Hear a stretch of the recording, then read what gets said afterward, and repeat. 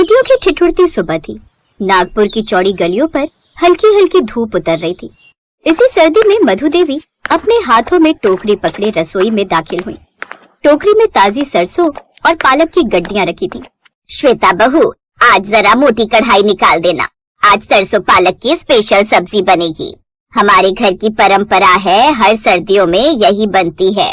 अभी लाई माँ जी। पर माँ जी, आज न जरा मेहरीना चाची के घर पर उन्होंने खाने का इनविटेशन दिया है और वो कह रही थी सबके लिए दाल बाटी और चिकन बनाए। अब सब उधर जाएंगे तो ये सरसों पालक कौन खाएगा?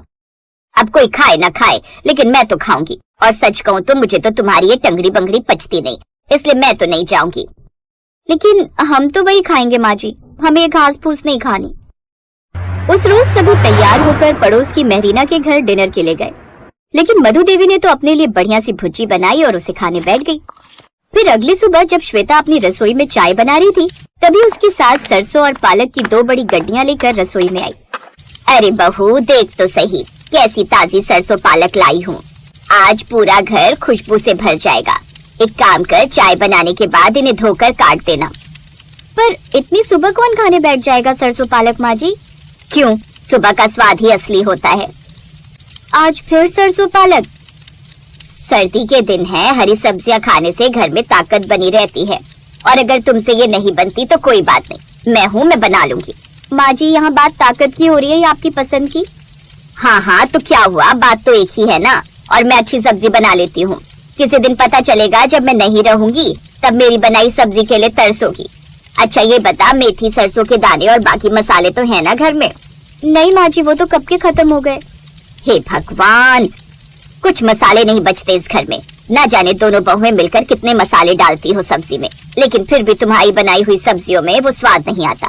खैर चल, पहले चाय पीने को दे। फिर बड़ी बहू, तू मेरे साथ जरा बाजार चल। हम दोनों चलकर बाजार से कुछ मसाले ले आएंगे। माँ जी, इतनी ठंड में? हाँ तो ठंड क्या तुझे खा रही है? तुम आजकल की बहुएं भी ना बिल्कुल छुई मुई हो गई हो, जो कुछ करना ही नहीं चाहती। अरे माँ जी, मैं तो आपकी सेहत की चिंता करके बोल रही थी।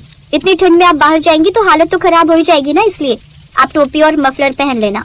हाँ, मुझे ज्ञान मत दे, तुझसे ज्यादा तजुर्बा है मुझे ठंड का। अब चलेगी भी या ठंड में बाहर ना जाने के बहाने बनाती रहेगी। और रसोई करने वालों के लिए मौसम कोई मायने नहीं रखता।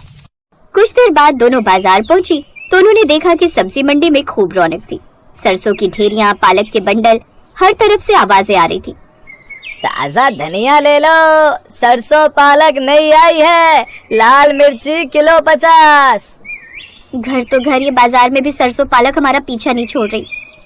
मधु देवी और कविता एक मसाले वाले की दुकान पर रुक गई। भैया, 1 पाव मेथी दाने, अजवाइन, काली सरसों और वो सूखी लाल मिर्च तोल दो। क्या बात है मधु बहन जी, इतने मसाले? लगता है आज कोई खास पकवान बन रहा है। हाँ, सरसों पालक की सब्जी, मसाले अच्छे देना। ओहो, तो आज सरसों पालक की रसोई है। हाँ, आज क्या माँ जी का बस चले तो रोज हमें वही खिलाती रहे। फिर कविता धीरे से कहती है, माँ जी हर बार इतना शोर क्यों कर देती हैं? पूरा बाजार जान जाएगा कि हम क्या बना रहे हैं। अरे स्वाद छुपाकर थोड़ी बनाया जाता है। बाजार से सामान लेकर दोनों घर की ओर आने लगी। सरसों और पालक धोने का काम शुरू हुआ। ठंडे पानी में हाथ जाते ही श्वेता चीखी, आई माँ जी, पानी बिल्कुल बर्फ जैसा, एकदम ठंडा। काम करने में ठंड नहीं देखी जाती। और ये नौटंकी करना बंद करो तुम दोनों। जब देखो कोई ना कोई बहाना बनाती रहती हो।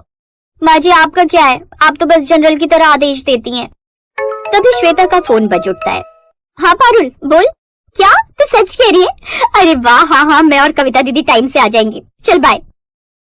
क्या हुआ, बिल्ली ने चूहा देख लिया हो? ऐसे क्यों चल रही हो देवरानी जी? अरे भाभी, बात ही ऐसी है, अगर आप भी सुनेंगी तो चल पड़ेंगी। पारुल बता रही है कि मेगा मॉल में ना साड़ियों की बड़ी अच्छी सेल निकली है। क्या बात कर रही है? चल चलते। नहीं, 11 बजे मॉल खुलता है, तब बोला उसने। आहा, देखो तो दोनों कैसे घोड़े पर सवार होकर इतनी ठंड में भी जाने के लिए तैयार हो गई। इससे पहले तो तुम्हें ठंड लग रही थी, सब्जी बनाने के लिए कहा तो ठंड लग रही थी, बाजार चलने के लिए कहा तो ठंड लग रही थी, लेकिन अब कहाँ गई तुम्हारी ठंड? तुम दोनों को अगर जाना है तो पहले बढ़िया सी सरसों पालक की सब्जी बना दो, फिर सबको नाश्ता करवा कर और घर के काम निपटा कर तभी जाना मॉल, समझी? अब मैं तो चली तब तक आराम करने। और हाँ, बाजार जाकर ठंड लग गई है बहू, एक काम कर, गर्मा गर्म कॉफी बना दे पहले मेरे लिए। ऐसा कहकर वो कमरे में आराम करने चली गई। श्वेता की बच्ची, क्या जरूरत थी माँ जी के सामने ये कहने की कि हम मॉल जा रहे हैं। अब बनानी पड़ेगी ना खुद ही सब्जी। चल अब लग जा काम पर। दोनों देवरानी जेठानी सब्जी बनाने की तैयारी करने लग जाती हैं। कुछ देर बाद सभी घर वालों को खाने की टेबल पर बुलाती हैं। क्या बनाया है बहू? वही जो हर दूसरे दिन हमारे यहाँ सर्दियों में बनती ही बनती है। ओह, समझ गया। यानी सरसों पालक की सब्जी। तुझे भी उतनी कुछ खास पसंद नहीं है ना, जैसे कविता बहू को नहीं पसंद। क्यों, सही कहा ना मैंने? सच कहूँ तो मेरा खुद भी मन नहीं करता खाने का, लेकिन क्या करूँ, तुम्हारी सास को पसंद है, इसीलिए मुझे भी ये पसंद है। फिर भी मन मार कर वो सब्जी खाते हैं। लेकिन मधु देवी बड़ी खुश थी। वाह वाह वाह, मजा आ गया। 2 दिन तक फिर अलग अलग सब्जियां घर में बनती हैं। लेकिन फिर 2 दिन बाद घर में वही सरसों पालक देख अब उनका ससुर मनोहर गुस्से से तिलमिला उठता है। हद होती है मधु किसी भी चीज की। सर्दियों में 1000 तरह की सब्जियां बाजार में आती हैं, लेकिन तुम हो कि बस घूम फिर कर यही सब्जी खिला रही हो हमें। अब अगर एक बार और ये सब्जी इस घर में बनी ना, तो मैं बता रहा हूँ, मैं ना खाने से संन्यास ले लूंगा। अब मुझे नहीं खानी है सब्जी, तुम ही खाओ। मनोहर गुस्से में खाने की टेबल से उठ जाता है। ये देख मधु को बहुत बुरा लगता है और उसे ये बात महसूस होती है कि उसने कुछ ज्यादा ही सरसों पालक अपने घर वालों को खिला दिया। उस दिन के बाद वो ये सब्जी बाजार से लाना ही छोड़ देती है। लेकिन साथ ही वो अब पहले जैसी भी नहीं रहती। अब वो गुमसुम चुपचाप रहती, न तो किसी से ज्यादा बात करती, न अपनी बहुओं को किसी चीज के लिए रोकती टोकती। सच कहूँ श्वेता, तो मुझे तो माँ जी की चुप्पी बर्दाश्त नहीं हो रही। जब तक वो दिन में 3-4 ताने मार ना दे तो खाना ही नहीं हजम होता मेरा। सही है भाभी, मुझे लगता है हमने माँ जी के साथ ठीक नहीं किया। आपने देखा नहीं, 6-6 रोटी डकारने वाली माँ जी उस दिन से 3 रोटी पर आ गई हैं। मैं क्या कहती हूँ, आज हम खाने में माँ जी की पसंद का सरसों पालक बनाते हैं। पिछले 10 दिन से इस घर में बना ही नहीं है। ठीक कहती हो श्वेता। अब दोनों बहुएं बाजार से जाकर सब्जी लाती है और शाम को अपनी सास को खाने में परोसती है। इतने दिनों बाद वो सब्जी देखकर तो मधु देवी की आंखें भर आती हैं और वो फूट फूट कर रोने लगती हैं। अरे अरे, क्या हो गया माँ जी? आपको सब्जी पसंद नहीं आई? हमें लगा इतने दिनों बाद इसे देखकर आपका दिल खुश हो जाएगा। क्योंकि मैं ये सिर्फ सब्जी यूं ही नहीं खाती थी, बल्कि अपनी माँ की यादें भी ताजा करती हूँ। मेरी माँ हर सर्दी में यही बनाती थी। उनके हाथों की महक मेरी रसोई में आज भी उतर आती है। मेरे मायके की रसोई पूरी सर्दियों में सरसों पालक से महकी हुई रहती थी। माफ करना माँ जी, हमें नहीं पता था आपकी इससे इतनी भावनाएं जुड़ी हुई हैं। हाँ मधु, हमें माफ कर दे। ये बात तुम पहले बता देती तो इतना बवाल ही नहीं होता। अब से जब तुम्हारा मन करे तुम ये सब्जी बना लिया करो। चलो अब खाना खा लो, बहुत दिनों से तुमने ठीक से खाना नहीं खाया है। फिर सभी उसे एक एक कर अपने हाथों से खाना खिलाते हैं। उस दिन सबके चेहरे पर हंसी लौट आती है। लेकिन फिर अगले दिन जब दोनों बहुएं रसोई में जाती हैं, तो वहाँ का नजारा देखकर हैरान रह जाती हैं। पूरी रसोई सरसों पालक की रसोई बन चुकी थी। कि इतना सरसों पालक कहाँ से आया? कभी पीछे से मधु देवी आती हैं। बहू, ये सब गांव से आया है। वो कल हरिया चाचा का फोन आया था कि काफी सारा सरसों पालक लगा है, भेज दूं? तो मैंने कहा भेज दो, तो उन्होंने रात को ही ट्रक भर कर भेज दिया। पहले तो हम दिन में एक ही बार बनाते थे, लेकिन अब तीनों वक्त तुम यही बनाना। ऐसा कहकर सास वहाँ से चली जाती है और दोनों बहुएं एक दूसरे के कंधे पर सर रख कर रोने लगती हैं। जब मैंने तुमसे कहा था कि मुझे अपने लिए ग्रीन टी बनानी है, फिर तुमने ये कॉफी क्यों रख दी गैस पर? और अंजलि, तुमने दूसरी गैस पर ये चाय क्यों चढ़ा दी? तो जेठानी जी, आप क्या कहेंगे? प्राइम मिनिस्टर हो जो आपने ये फरमान सुना दिया और हमें ये मानना पड़ेगा। तुम दोनों अच्छे से जानती हो मैं ग्रीन टी पीती हूँ, उसके बाद ही मेरी सुबह होती है। फिर भी तुम अपनी मनमानी करने लग गई। भूलो मत, तुम दोनों मेरे बाद इस घर में आई हो। भले ही मैं सबसे छोटी हूँ, लेकिन इसका मतलब ये नहीं कि मैं अपना मुंह बंद रखूंगी। भले ही आपसे बाद में मैं आई हूँ, लेकिन काम तो मैं आपसे ज्यादा करती हूँ। अच्छा, तो तुम कहना क्या चाहती हो? हम तुझसे कम काम करते हैं? हे राम, इन तीनों का कलेश फिर शुरू हो गया। सुबह सुबह तुम तीनों की चिड़चिड़ शुरू हो जाती है। अरे घर में तो बहुएं सुबह सुबह आरती भजन करती हुई अच्छी लगती हैं, यूं बक बक करती हुई नहीं। जब देखो तब कलेश करती रहती हो। माँ जी, मुझे कलेश करने का कोई शौक नहीं है। आप भूलो मत, इन दोनों के आने से पहले इस घर में बिल्कुल कलेश नहीं होता था, काम अच्छे से हो जाता था। लेकिन जब से ये दोनों देवरानियां आई है ना, इन्होंने तो नाक में दम कर रखा है। माँ जी, जेठानी जी हमेशा अपनी मनमानी की चलाती रहती हैं, तो आप कौन सा कम है? आप भी तो वैसी ही हैं। तुम तो चुप ही रहो। हे राम, एक दिन ये तीनों मेरे सर की नस फाड़ कर ही दम लेंगी। बिना नहाए धोए रसोई में आ गई और कलेशबाजी शुरू कर दी। अब जाओ तुम तीनों, पहले जाकर नहाओ, उसके बाद रसोई में काम करना। अब तीनों बहुएं नाक सिकोड़ते हुए नहाने चली जाती हैं, जिसके बाद वो घर के कामकाज में जुट जाती हैं। इसी तरह वो तीनों जब भी रसोई में एक साथ होती तो किसी न किसी बात पर आपस में झगड़ा शुरू कर देती। सुषमा अपनी तीनों बहुओं के कलेश से तंग आ गई थी, लेकिन अब वो कर भी क्या सकती थी।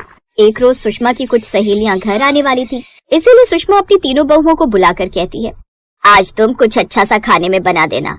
आज घर में मेरी सहेली आ रही है तो बढ़िया सा खाना तैयार कर लेना। सुनिधि बहू, तू शाही पनीर की सब्जी और गाजर का हलवा बहुत अच्छा बनाती है, तो तू वही बनाकर तैयार कर लेना। और अर्चना बहू, तुम दाल मखनी, गोभी, और मंजली बहू प्रियंका, तुम ना पूरी बनाकर तैयार कर लेना। अब वो तीनों रसोई में जाकर खाना बनाने की तैयारी करने लगती हैं।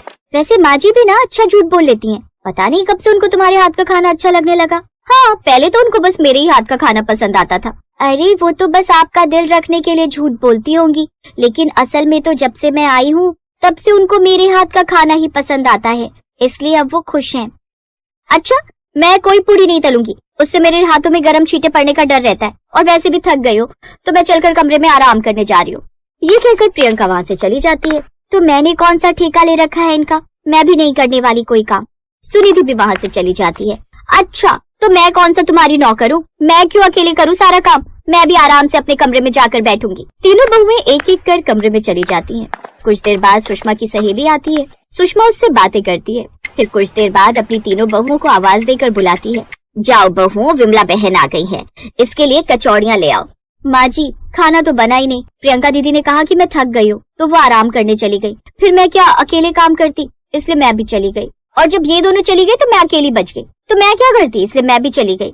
अरे माँ जी, मैं थोड़ी कमजोर हूँ, अब अगर मैं आराम करने चली गई तो इन दोनों को तो काम करना चाहिए था ना, लेकिन नहीं, ये दोनों की दोनों कितनी मतलबी है। तुम तीनों को शर्म आनी चाहिए, घर पर मेहमान को खाने पर बुलाए हो और तुम तीनों ने रसोई में कुछ नहीं बनाया है। क्या सोचेंगी ये मेरे बारे में? मेरी 3-3 बहुएं हैं, लेकिन फिर भी खाना नहीं बना, नाक कटवा कर रख दी तुम तीनों ने मेरी। अरे कोई बात नहीं, मैं घर जाकर खा लूंगी, मेरी एक ही बहू है तो उसे तो खाना बनाना ही पड़ेगा। वैसे सुषमा, मैंने सोचा था जिसकी 3 बहुएं हैं वो सास सुखी रहती होगी, लेकिन सच कहूँ तेरा हाल तो मुझसे भी बुरा है। अच्छा, मैं चलती हूँ। विमला वहाँ से चली जाती है। तभी सुषमा का पति मनोहर आ जाता है।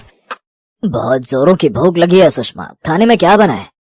अभी तक तो कुछ नहीं बना, लेकिन आप थोड़ी देर रुकिए, मैं कुछ बना कर लाती हूँ। अब सुषमा खुद ही रसोई में जाकर खाना बनाने लगती है। ये देखकर भी तीनों बहुओं को शर्म नहीं आती, बल्कि वो तो फिर से गुस्सा करते हुए कहती हैं, तुम दोनों की वजह से हुआ ये सब। अगर मैं कमरे में चली गई तो तुम दोनों भी तो खाना बना सकती थी ना, लेकिन नहीं, तुम्हें तो मुझसे पहले ही भागने की पड़ी थी। अच्छा, एक तो गलती खुद करो और अब इल्जाम मुझ पर लगा रही हो। अरे तो सुनिधि, तू भी तो बना सकती थी, तेरे हाथ किसी ने थोड़ी न पकड़े थे। तीनों फिर से लड़ने बैठ जाती हैं और बूढ़ी सुषमा चुपचाप रसोई में खाना बनाती है। ऐसे ही अब कभी किसी का मन होता अपने लिए कुछ बनाने का तो वो अपने हिसाब से बनाती रहती। एक रोज अर्चना को तेज भूख लगती है तो वो रसोई में जाकर अपने लिए गर्मा गर्म पकौड़े बनाने लगती है, जिसकी खुशबू से सुनिधि और प्रियंका भी वहाँ आ जाती हैं। मुझे पकौड़े बहुत पसंद है, खासकर आलू के। अच्छा, तब से मेहनत मैं करूँ और अब तुम आ गई यहाँ पकौड़े खाने। मैंने खुद के लिए बनाया, तुम्हारे लिए नहीं। राशन का खर्चा ना हमारे पति भी देते हैं, तो हम भी खाएंगे। तो किसने मना किया है? खुद के हाथ पर हिला लो और बना लो, लेकिन पहले मैं अपने लिए प्याज के पकौड़े तलूंगी। सासू माँ घर पर नहीं है तो आप अपनी मर्जी का कुछ भी करोगी, मैं भी देखती हूँ तुम कैसे बनाओगी। तीनों बहुएं इसी बात पर झगड़ा करने लगती हैं। तभी उनके सास ससुर घर में आते हैं और रसोई का ये हाल देखकर हैरान रह जाते हैं। गुस्से में सुषमा उन तीनों पर चिल्लाती है, बस बहुत हुआ, मेरे बेटे इतनी मेहनत से घर का गुजारा चला रहे हैं और तुम हो कि इस तरह सामान की बर्बादी कर रही हो। मैंने फैसला कर लिया है, अब से तीनों बहुओं की एक रसोई का बंटवारा होगा। तुम तीनों अलग अलग खाना बनाओगी और ना ही एक दूसरे से मतलब रखोगी। अब एक ही रसोई में अलग अलग चूल्हे पर तुम अपने अपने हिसाब का खाना बनाओगी। अब तीनों बहुएं एक ही रसोई में अलग अलग खाना बनाने लगती हैं, वो भी अलग अलग गैस पर। इस सुनिधि के खाने से कितनी अच्छी खुशबू आ रही है, ऐसा लगता है आज इसने गट्टे की सब्जी बनाई है। लेकिन अब तो मैं इससे मांग भी नहीं सकती, अब जो मैंने पुलाव बनाया वही खा लूंगी। इधर अर्चना भी मन ही मन सोच रही थी, मुझसे तो ये राजमा कभी अच्छे बनते ही नहीं, इस मामले में तो प्रियंका माहिर है, लेकिन अब इसकी मदद भी तो नहीं ले सकती। अगले दिन, अर्चना दीदी आज साग और मक्की की रोटी बना रही है। आज बड़ा मन है मेरा भी उनके हाथ की मक्की की रोटी और साग खाने का, लेकिन मुझसे तो कभी ढंग का साग बनता ही नहीं। तीनों ही कहीं न कहीं एक दूसरे से बात करने और उनके हाथ का खाना खाने के लिए तरस रही थी, लेकिन अब वो मजबूर थी। लेकिन इन सब से सुषमा बड़ी खुश थी, क्योंकि अब उसे कलेशबाजी से छुटकारा जो मिल गया था। लेकिन अब तीनों बहुओं का शोर घर में ना सुनाई देने से घर की रौनक भी चली गई थी। फिर एक रोज अचानक से प्रियंका को तेज बुखार आ जाता है और वो अपने कमरे में ही रहती है। रसोई में उसे ना देख दोनों देवरानी जेठानी परेशान हो जाती हैं। कमाल है, प्रियंका दीदी तो सबसे पहले रसोई में खाना बनाने आ जाती थी, लेकिन अभी तक वो आई नहीं। अर्चना दीदी हमारा खाना भी तैयार है, लेकिन प्रियंका दीदी आज खाना बनाने नहीं आई। हाँ, मैं भी कब से यही सोच रही थी, चलो चलकर देखते हैं। वो कमरे में जाती है जहाँ प्रियंका बुखार से तड़प रही थी। अरे, इसे तो तेज बुखार है। अब दोनों देवरानी जेठानी उसकी सेवा में लग जाती हैं। अगले दिन तक प्रियंका ठीक हो जाती है और अब उन तीनों को एक साथ एक रसोई में खाना बनाने की अहमियत समझ आती है। वो अपनी सास से अब तक की गई अपनी हरकतों के लिए माफी मांगती हैं। माँ जी, हम वादा करते हैं आज के बाद हम कभी भी लड़ाई झगड़ा नहीं करेंगे। हाँ माँ जी, हम तीनों को फिर से एक ही रसोई में एक साथ एक ही चूल्हे पर खाना बनाने दीजिए ना। हाँ माँ जी, अब से हम सब प्यार से रहेंगी। ठीक है, तुम तीनों वादा करती हो कि आज के बाद नहीं लड़ोगी, तो मैं भी तुम तीनों को एक साथ खाना बनाने की इजाजत दे देती हूँ। उस दिन के बाद वो तीनों खुशी खुशी एक साथ खाना बनाती और साथ में मिलकर रहती, जिससे अब घर में भी शांति थी।